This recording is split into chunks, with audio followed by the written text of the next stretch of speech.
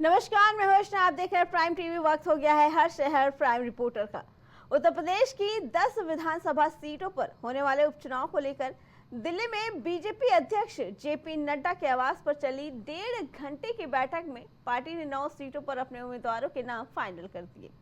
बताया जा रहा है कि बीजेपी की इस बैठक में निषाद पार्टी को झटका लगा है और रालोद चीफ जयंत चौधरी को बल्ले बल्ले हुई है। वहीं बीजेपी अध्यक्ष जेपी नड्डा के घर पर हुई इस बैठक में गृह मंत्री अमित शाह भी मौजूद रहे। यूपी उपचुनाव को लेकर बीजेपी की इस अहम बैठक में सभी 10 सीटों पर चर्चा की गई, जिसमें से एक सीट आरएलडी के खाते में जा सकती है। और यूपी बीजेपी कोर ग्रुप 3 नामों का पैनल लेकर पार्टी अध्यक्ष जेपी नड्डा के घर पहुंचा था, जिसमें उम्मीदवारों के नाम पर मंथन कर नाम फाइनल किए गए। मतलब साफ है कि बीजेपी यूपी उपचुनाव में 9 सीटों और रालोद 1 सीट पर चुनाव लड़ेगी। तो वहीं संजय निषाद की 2 सीटों वाली मांग को खारिज कर दिया गया है।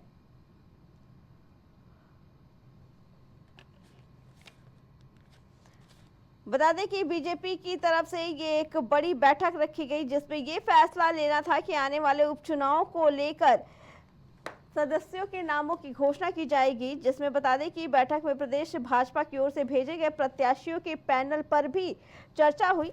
इनमें से कुछ सीटों के लिए प्रत्याशियों के नाम तय किए जाने की बात भी कही गई।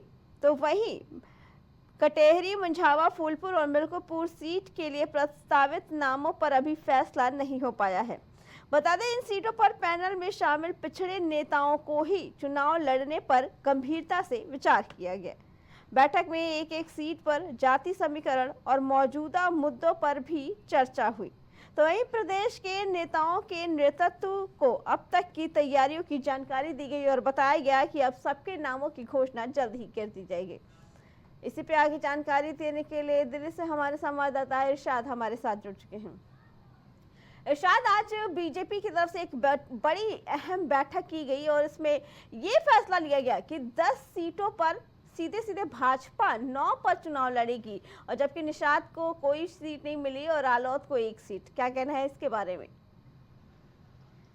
जी, दिल्ली में बीजेपी की बड़ी बैठक उपचुनाव को लेकर हुई थी, जिसमें निषाद पार्टी को झटका लगा है, क्योंकि उनकी भी उम्मीदें थी कि उपचुनाव में उनको भी सीटों पर लड़ने का मौका मिलेगा। लेकिन आपको बता दें कि इसमें जो भाजपा के ही कैंडिडेट लड़ेंगे, लेकिन इस बीच जयंत चौधरी को फायदा हुआ है और वहां पर 1 सीट पर उनको चुनाव लड़ने का मौका दिया जाएगा।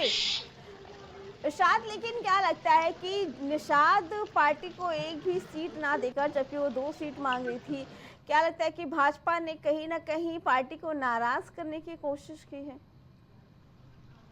जी, कहीं न कहीं अगर नाराज़गी की बात होगी तो वो भी शाम तक सामने आ जाएगी, क्योंकि निषाद पार्टी के कार्यकर्ता पहुंचे थे वहां पर और उनकी भी मांग थी कि उपचुनाव में वो भी 2 सीटों पर चुनाव कम से कम लड़ें, लेकिन उनकी जो ये मांग है वो खारिज कर दी गई। जी इरशाद, इसके अलावा जो बातें फाइनल की गई उसमें ये है कि दलित चेहरों को भाजपा इस बार सामने लाने की कोशिश की। क्या ये सोची समझी चाल है भाजपा की तरफ से? एक तैयारी है कि इस बार पीडीए को ही ज्यादा तवज्जो दिया जाएगा चुनाव जीतने के लिए? इरशाद, आपको आवाज आ रही है? जी इरशाद, इस बार भाजपा की तरफ से दलित चेहरों को ज्यादातर उजागर किया जाएगा, इसका क्या मतलब है? जी, ये जो भाजपा की उपचुनाव वाली सीटें हैं उसमें ज्यादातर ऐसी सीटें हैं जिसमें भाजपा का वोटिंग बैंक बहुत अच्छा है, लेकिन वहाँ पर दलित चेहरों को भी मौका मिल सकता है, क्योंकि कुछ सीटें पिछले चुनाव में ऐसा हुआ था कि जो जातीय समीकरण को लेकर वहाँ पर थोड़ा सा ऊपर नीचे हुआ था, जिसमें सीटों को लेकर कुछ जो जनरल सीटें हैं, कुछ ओबीसी सीटें हैं, उन पर हो सकता है कि अब जो उपचुनाव के लिए वो विधानसभा सीटें खाली हैं, तो वहाँ पर दलित चेहरों को सामने लाया जाए। जी इरशाद, 9 सीटों पर सीधे सीधे भाजपा चुनाव लड़ना चाहती है, तो क्या लगता है ऐसे में कहीं ना कहीं पार्टी के अंदर एक अंतर कलह चालू हो सकती है? जो निषाद पार्टी और आरएलडी भी अपने लिए 3 सीटें मांग कर रही थी, 2 सीटें मांग कर रही थी, लेकिन उसे सिर्फ 1 ही दी गई। तो क्या लगता है कहीं ना कहीं भाजपा के गठबंधन के साथ अंतर कलह शुरू हो सकती है इस फैसले को लेकर?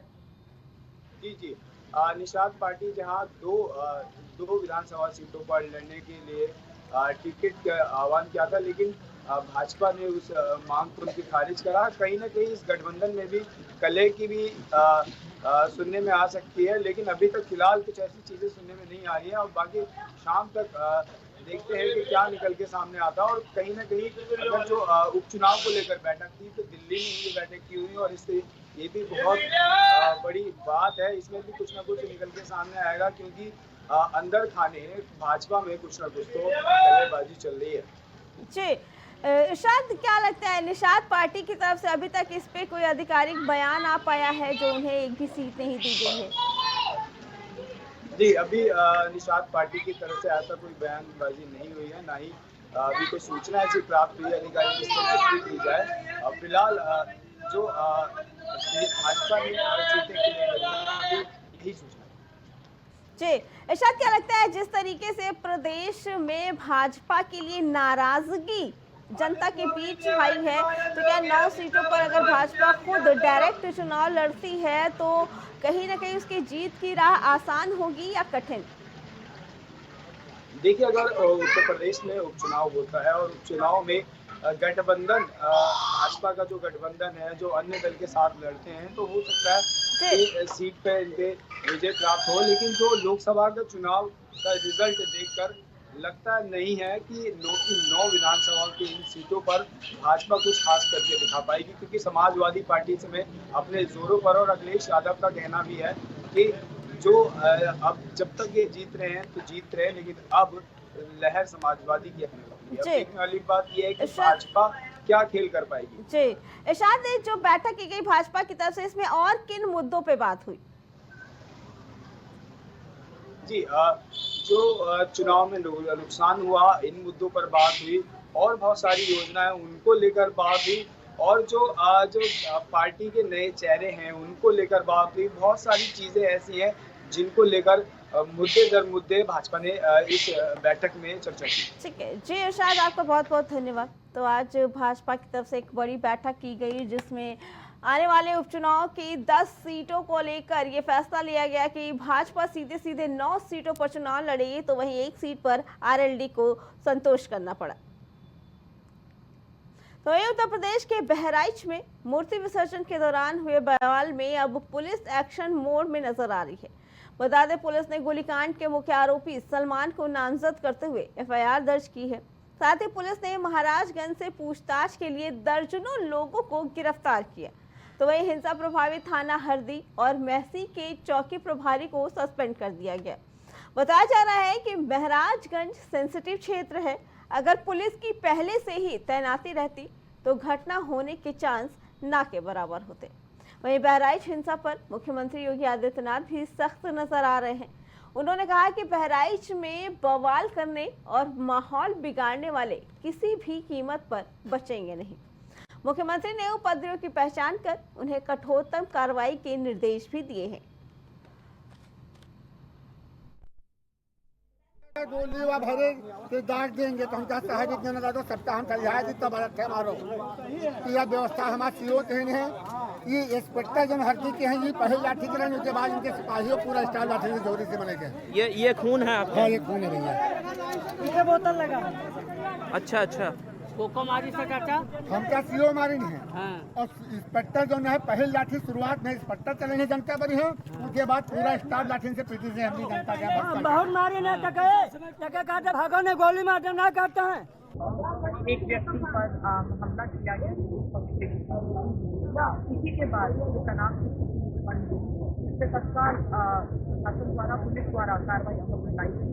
वहाँ पे लगभग 25 से 30 लोगों को पुलिस हिरासत में लिया गया है, और सभी जगह जहाँ पे डिस्टर्बेंस हुआ है किसी को बहुत तेजी से लाया जा रहा है। जैसा कि आप देख रहे हैं सभी जगह अब डिस्टर्बेंस दोबारा शुरू हो गया है। पर्याप्त पुलिस पर उसके साथ लगाया गया, तो हम सभी लोग मौजूद रह के सुनिश्चित करेंगे कि कहीं से भी किसी भी डिस्टर्बेंस में कोई बाधा न आए।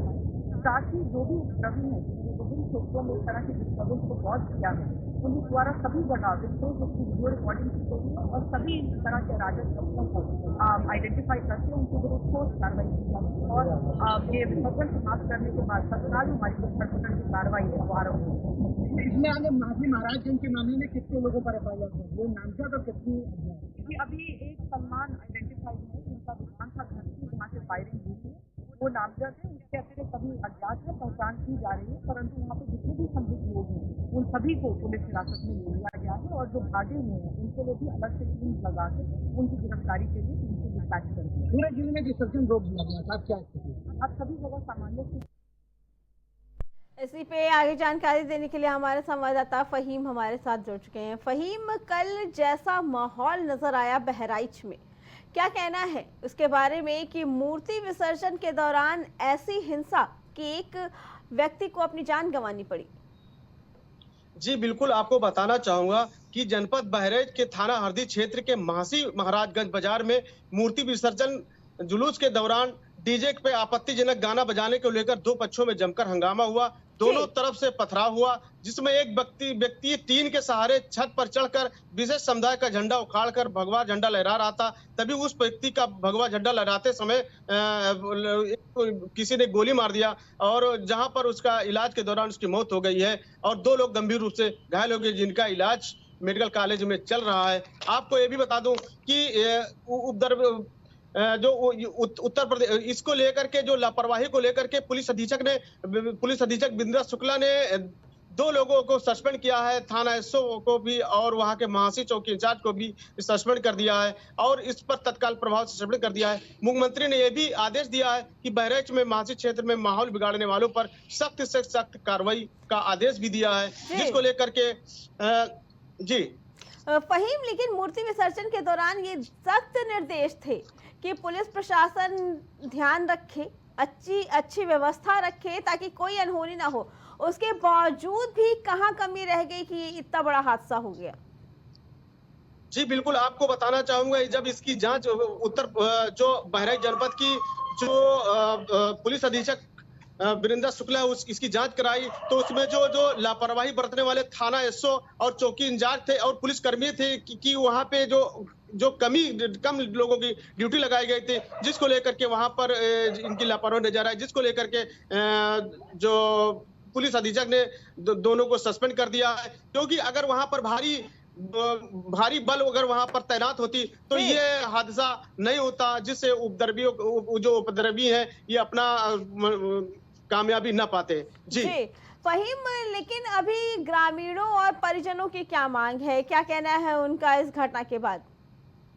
जी बिल्कुल, आपको बताना चाहूंगा कि देर रात में मूर्ति विसर्जन काफी 6 घंटा लगातार लोग अपना रास्ता जाम करके मूर्ति विसर्जन को रोक दिया था और लगातार उन लोगों की मांगे थी कि उनको गिरफ्तार किया जाए और पुलिस ने तत्काल प्रभाव से उस क्षेत्र में जो लगभग 20 लोगों को वहां से उनके घरों में दबिश दे करके उनको उठाया है और लगभग एक लोग जो गिरफ्तारी एक के ऊपर नामजद और बाकी अज्ञात लोगों के खिलाफ कई लोगों पर मुकदमा दर्ज किया है और जिसको लेकर के उसके बाद में बहराइच जनपद की डीएम मोनिका रानी और पुलिस अधीक्षक वीरेंद्र शुक्ला और विधायक सुरेश्वर सिंह के साथ बैठ करके जो मीटिंग रणनीति तय गई, उसके बाद मूर्ति का विसर्जन किया गया और जिस क्षेत्र में लोग बैठे हुए थे मूर्ति को रोक करके उस क्षेत्र में मूर्ति विसर्जन के जो उपद्रवी तमाम शैतान किस्म के लोग होते हैं उन्होंने तमाम दुकानों को तोड़ा, मोटरसाइकिल में आग लगा दिया और लगातार कई दुकानों में इन्होंने बहराइच जनपद में भी जो मुख्यालय पर भी ये लोग मूर्ति विसर्जन को लेकर के पीपल चौराहा, स्टीलगंज और डिगिया चौराहा, चांदपुरा चौराहा और अस्पताल चौराहे के आसपास भी इन लोगों ने काफी बवाल मचाया और उसको लेकर के कई दुकानों में भी आग लगाया है और मोटरसाइकिल भी उन लोगों ने जला दिया है और जिसको लेकर के जो पुलिस अधीक्षक इस पर काफी नाराज हुई और लगातार उनको मनाने के बाद उन लोगों से मूर्ति का विसर्जन का अनुरोध किया और उन लोगों ने जाकर के मूर्ति विसर्जन किया है। जी फहीम, लेकिन सोचने वाली बात ये है कि जो आरोपी इसमें गिरफ्तार हुआ है उसका क्या कहना है कि उसने गोली क्यों नहीं मारी? क्या ये हिंदू मुस्लिम का कोई विवाद था या फिर कोई पर्सनल दुश्मनी थी, उससे पहले की कोई पर्सनल जानकारी रही हो, दुश्मनी निकालो, आखिर गोली क्यों चलाई गई? जी बिल्कुल, आपको साफ तौर पर आपको विजुअल में दिखाई दे रहा है जो भेजा गया, उसके अंदर एक व्यक्ति है जिसको गोली मारी, जिसकी मौत हुई है। वो बंदा टीन के सहारे छत पर विशेष समुदाय का जो झंडा था उसको उसको तोड़ रहा था, उसके रैली को गिरा दिया। उसके बाद में पीछे से उसके घर में जा रहा था और उसी बीच में कैसे गोली लगी उसको कुछ कहा नहीं जा सकता है, क्योंकि उसके बाद जो दूसरे विजुअल में उसकी बॉडी दिखाई दे रही है। उसके साथ में लोग लेकर उसके घर से निकलते हुए उसको लेकर के अस्पताल पहुंचाने की कोशिश की जा रही है ताकि उसकी जान बच सके, लेकिन इलाज के दौरान मेडिकल कॉलेज बहराइच लाया गया जहां पर उसकी मौत हो गई है। और यही दिखाई दे रहा है, जबकि वो जो आरोपी से कोई बात अभी तक नहीं हो पाई है, न पुलिस की भी इस मामले को कोई बात बता रही है। उसका कहना है कि मूर्ति विसर्जन में पथराव जो हुआ है इसी को लेकर के ये मामला ये हुआ है। फहीम, अब बहराइच के महसी इलाके में माहौल कैसा है? क्योंकि जैसा देखा कि पहले प्रदर्शन किया गया और आगजनी भी कराई गई, फिलहाल अब पुलिस ने मामले को संभाल लिया है। इसके बाद अब महसी इलाके का माहौल क्या है? जी बिल्कुल, आपको बताना चाहूंगा जो महासी क्षेत्र का महाराजगंज है जहां पर यह हादसा हुआ है, उस जगह में हजारों की तादाद में पुलिस बल की तैनाती की गई है और लगातार उसके ऊपर बहराइच जनपद की डीएम मोनिका रानी और पुलिस अधीक्षक वृंदा शुक्ला भी उस पर नजर बना के रखे हुए हैं कि किसी प्रकार को कोई नुकसान न हो और न ही दोबारा कोई ये स्थिति उत्पन्न होने पाए, ताकि कोई वहां पर भी दूसरा घटना घट सके। जी फहीम, आपका बहुत बहुत धन्यवाद। तो बहराइच में दुर्गा प्रतिमाओं के विसर्जन के दौरान कल माहौल बिगाड़ने की कोशिश की गई। बहराइच के महसी में बवाल के बाद एक युवक की गोली मारकर हत्या कर दी गई। आपको बताया हमारे संवाददाता ने कि कैसे एक युवक जो छत पे चढ़कर एक विशेष समुदाय के झंडे को हटाकर वहां पे भगवा लहराने लगा, जिसके बाद उसे गोली मार दी गई। तो वही बाद में पता चलता है कि युवक की मौत हो गई है। बता दें कि महसी तहसील के महाराजगंज में भड़के उपद्रव की आग कई कस्बों तक पहुंची। महसी विधायक सुरेश्वर सिंह ने लोगों को समझा बुझाकर महाराजगंज की प्रतिमाओं को आज सुबह 5:30 बजे विसर्जन करा दिया। फिलहाल अब स्थिति तनावपूर्ण पर नियंत्रण बताई जा रही है। तो वहीं विसर्जन जुलूस में शामिल युवक की गोली मारकर हत्या के बाद देर रात शहर के अस्पताल चौराहे पर सलून शामी कचहरी रोड और स्टीलगंज तालाब में दुकानों को आग के हवाले कर दिया गया। इसके अलावा फरकपुर और महसी इलाके के दूसरे क्षेत्रों में भी आगजनी और तोड़फोड़ की घटनाओं की सूचना हुई। तो उधर पुलिस ने आरोपित सलमान के साथ साथ और भी 29 लोगों को गिरफ्तार किया। युवक की हत्या के विरोध में जिले भर में दुर्गा प्रतिमाओं का विसर्जन कई घंटों तक रुका रहा। तो वहीं आधी रात बाद पुलिस और प्रशासन के जद्दोजहद के बाद लोगों का गुस्सा शांत हुआ, जिसके बाद प्रतिमाओं का विसर्जन कराया गया। बता दें कि बहराइच में रविवार को महसी के महाराजगंज में रविवार शाम लगभग 4 बजे धार्मिक स्थल के सामने दुर्गा प्रतिमा का विसर्जन था, जिसके बाद ये घटना हुई। तो वहीं लखीमपुर खीरी की सदर विधानसभा से बीजेपी विधायक योगेश वर्मा से मारपीट का मामला लगातार तूल पकड़ता जा रहा है। थप्पड़ कांड के आरोपी पर कोई कार्रवाई नहीं होने से नाराज विधायक योगेश वर्मा ने अपने दोनों गनर को वापस कर दिया। वहीं विधायक के इस कदम से पुलिस महकमे में हड़कंप मचा। बता दें कि गनर को वापस किए जाने के बाद सीओ सदर ने विधायक को मनाने का प्रयास किया, लेकिन उन्होंने मिलने से साफ तौर पे इनकार कर दिया। और अब इस मामले पर खीरी से समाजवादी पार्टी सांसद उत्कर्ष वर्मा की भी प्रतिक्रिया सामने आई है। उनका कहना है कि बता दें कि लखीमपुर खीरी से लोकसभा से सांसद समाजवादी पार्टी सांसद उत्कर्ष वर्मा ने इस थप्पड़ कांड पर घोर निंदा की है। उन्होंने कहा कि एक जनप्रतिनिधि के ऊपर हमला होता है और उसकी एफआईआर तक दर्ज नहीं की जाती है, तब इस सरकार से और भी क्या उम्मीद की जा सकती है, जब सत्ता पक्ष का विधायक ही सुरक्षित नहीं है, जहां प्रशासन मौजूद है वहां इस तरह की घटना होती है, तो और इस सरकार से हम क्या उम्मीद कर सकते हैं। बता दें कि योगेश शर्मा को थप्पड़ कांड के बाद उन्होंने आपको जो 2 गनर दिए गए थे सुरक्षा में, वो उन्होंने वापस कर दिए हैं, जिसके बाद ये मामला और तूल पकड़ता नजर आ रहा है। बता दें कि उनको थप्पड़ मारने का ये मामला था, जिसके बाद उन्होंने शिकायत की, लेकिन शिकायत के बाद भी किसी के खिलाफ कोई भी रिपोर्ट नहीं की गई। आपको बता दें कि भाजपा विधायक योगेश वर्मा से मारपीट का जो मामला है वो बढ़ता जा रहा है। 4 दिन बीत जाने के बाद भी विधायक की तहरीर पर आरोपी के खिलाफ रिपोर्ट दर्ज नहीं की गई, जिससे भाजपा विधायक पहले से ही नाराज थे। इस बीच रविवार को मारपीट के आरोपी अधिवक्ता अवधेश सिंह का एक वीडियो सोशल मीडिया पर वायरल हुआ, जिसके बाद विधायक योगेश शर्मा की सुरक्षा में लगाए गए गनर भी उन्होंने वापस कर दिए। ये 2 गनर विधायक से मारपीट के बाद बढ़ाए गए थे। गनरों ने इसकी जानकारी पुलिस अधिकारियों को दी। अधिकारियों ने गनर को फिर वापस विधायक के पास भेज दिया। अधिकारी विधायक को मनाने की कोशिश कर रहे हैं। उधर विधायक ने अपना फोन ही बंद कर दिया, वो किसी से बात नहीं कर रहे। बता दें कि 9 अक्टूबर को अर्बन कोऑपरेटिव बैंक के संचालक मंडल के चुनाव में भाजपा विधायक योगेश वर्मा के साथ मारपीट और अभद्रता हुई थी। ये मामला प्रदेश स्तर पर सुर्खियां बना हुआ है। इस घटना के बाद एसपी ने विधायक की सुरक्षा से 2 गन बता दें कि सुरक्षा में 2 गनर और बढ़ा दिए थे। विधायक ने पुलिस को घटना की तहरीर भी दी, जिस पर अभी तक कोई भी मुकदमा दर्ज नहीं हुआ है। तो वहीं रविवार को विधायक ने अचानक सुरक्षा में बढ़ाए गए दोनों गनर को वापस भेज दिया, साथ ही मुकदमा भी न लिखने की बात कही। बताते चले कि गनरों ने पुलिस लाइन पहुंचते ही अधिकारियों में हड़कंप मच गया, तो वहीं आनन फानन दोनों गनर को वापस विधायक के पास भेजा गया। पुलिस अधिकारी विधायक को मनाने में लगे हैं। एसएसपी, एसपी और सीओ विधायक से मिलने उनके घर भी पहुंचे, लेकिन उनकी मुलाकात नहीं हो पाई। तो वहीं अधिकारियों ने बताया कि विधायक घर पर नहीं है।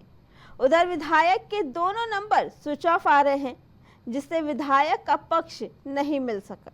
उधर जिले के पुलिस अधिकारी भी सुरक्षा वापसी की पुष्टि नहीं कर रहे हैं। बता दें कि विधायक योगेश वर्मा थप्पड़ कांड के बाद सुरक्षा में तैनात किए गए गनर विधायक ने वापस कर दिए। सुरक्षाकर्मी मुकेश और विकी सागर को विधायक योगेश शर्मा की सुरक्षा में तैनात किया गया था। विधायक अपने साथ कृत्य और भी कार्रवाई न होने से आहत थे। गनर वापस लेने की सूचना पर पुलिस अधिकारियों के हाथ फूल गए। वहीं विधायक को मनाने, बातचीत करने के लिए अपर पुलिस अधीक्षक पवन गौतम, सीओ सदर समेत रमेश तिवारी भी पहुंचे, जिन्होंने विधायक को घर पर नहीं है ऐसा कह के उन दोनों को ही वहां से वापस कर दिया गया।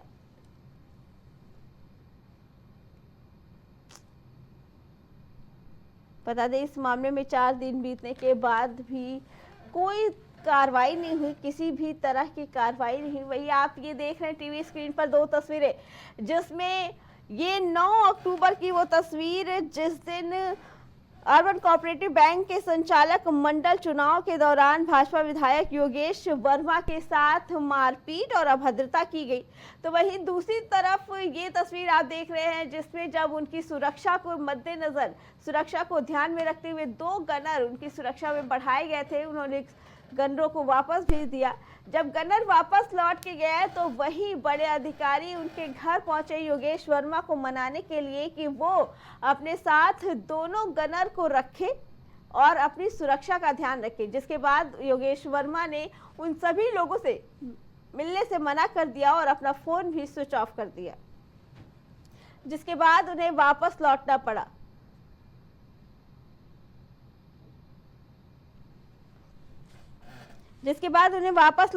फिलहाल बता दें कि फोन स्विच ऑफ होने की वजह से उनका पक्ष अभी तक सामने नहीं आ पाया है कि आखिर योगेश वर्मा ने ऐसा क्यों किया। फिलहाल ये अंदाजा लगाया जा रहा है कि वो एक तो अपने साथ हुए अभद्रता से परेशान थे और उस पर कोई भी कार्रवाई नहीं की गई, इस वजह से भी परेशान थे। इसके लिए उन्हें प्रशासन से अभी कोई मदद नहीं चाहिए थी और इसके लिए उन्होंने दोनों गनर वापस कर दिए। हर शहर प्राइम रिपोर्टर में फिलहाल इतना ही। बाकी खबरों के लिए देखते रहें प्राइम टीवी। कुछ भाव पुष्प। आप देख रहे हैं प्राइम टीवी, सच साहस सरोकार। छोटेलाल, सरपंच जी, ये छोटेलाल बीमार क्यों नहीं पड़? कोई माता के बरदान होंगे। कोई जादू टोना किया होगा। छोटेलाल, जाता क्यों नहीं रही अस्पताल? अरे हम कभी बीमार ही नहीं पड़ते तो काहे जाएं? कोई जिनविन है इसके पास? है। हाँ। अरे कोई जिनविन नहीं है हमारे पास, छोटी सी चीज है बस। वो क्या? साबुन? हाँ, साबुन। हमेशा अपने गंदे हाथ धोते हैं साबुन से, इसीलिए तो गंदगी से होने वाली बीमारियां हमारे आसपास भी नहीं फटकती और हम कभी बीमार नहीं पड़ते। ये छोटे लाल तो बड़ा काम कर गया। छोटे लाल का नाम बदल के हम रखते हैं बड़े लाल। आप भी छोटे से साबुन से बड़ा सा काम करें। शौच करने या बच्चों को शौच करवाने के बाद, खाना खाने और खिलाने से पहले साबुन से खुद भी हाथ धोएं और परिवार में भी सबको इसकी आदत डालें। ज्यादा जानकारी के लिए आशा, ANM या आंगनवाड़ी दीदी से बात करें। झारखंड सरकार द्वारा जनहित में। स्वच्छ सर्वेक्षण 2022 से 2023 में झारखंड को देश में दूसरा स्थान प्राप्त हुआ है। इसके लिए झारखंड सरकार को सम्मानित किया गया है। नई दिल्ली स्थित ताल कटोरा स्टेडियम में राष्ट्रपति द्रौपदी मुर्मू की मौजूदगी में केंद्रीय आवासन एवं शहरी कार्य मंत्री हरदीप सिंह पुरी ने स्वच्छ सर्वेक्षण 2022 से 2023 में झारखंड को 100 शहरी निकायों वाले राज्यों में देश के सेकंड टॉपर राज्य का सम्मान प्रदान किया। झारखंड सरकार इस अवसर पर सभी राज्यवासियों का आभार व्यक्त करती है और आशा करती है अपने आसपास साफ सफाई का विशेष ध्यान रखते हुए आगामी त्योहारों को मनाए। जय जौहार, जय झारखंड। छोटे लाल। सरपंच जी, ये छोटे लाल बीमार क्यों नहीं पड़े? कोई माता के वरदान होंगे। कोई जादू टोना किया होगा। ए छोटे लाल, जाता क्यों नहीं रही अस्पताल? अरे हम कभी बीमार ही नहीं पड़ते तो काहे जाएं? कोई जिनविन है इसके पास? है। हाँ। अरे कोई जिनविन नहीं है हमारे पास, छोटी सी चीज है बस। वो क्या? साबुन? हाँ, साबुन। हमेशा अपने गंदे हाथ धोते हैं साबुन से, इसीलिए तो गंदगी से होने वाली बीमारियां हमारे आसपास भी नहीं फटकती और हम कभी बीमार नहीं पड़ते। ये छोटे लाल तो बड़ा काम कर गया। छोटे लाल का नाम बदल के हम रखते हैं बड़े लाल। आप भी छोटे से साबुन से बड़ा सा काम करें। शौच करने या बच्चों को शौच करवाने के बाद, खाना खाने और खिलाने से पहले साबुन से खुद भी हाथ धोएं और परिवार में भी सबको इसकी आदत डालें। ज्यादा जानकारी के लिए आशा, ANM या आंगनवाड़ी दीदी से बात करें। झारखंड सरकार द्वारा जनहित में।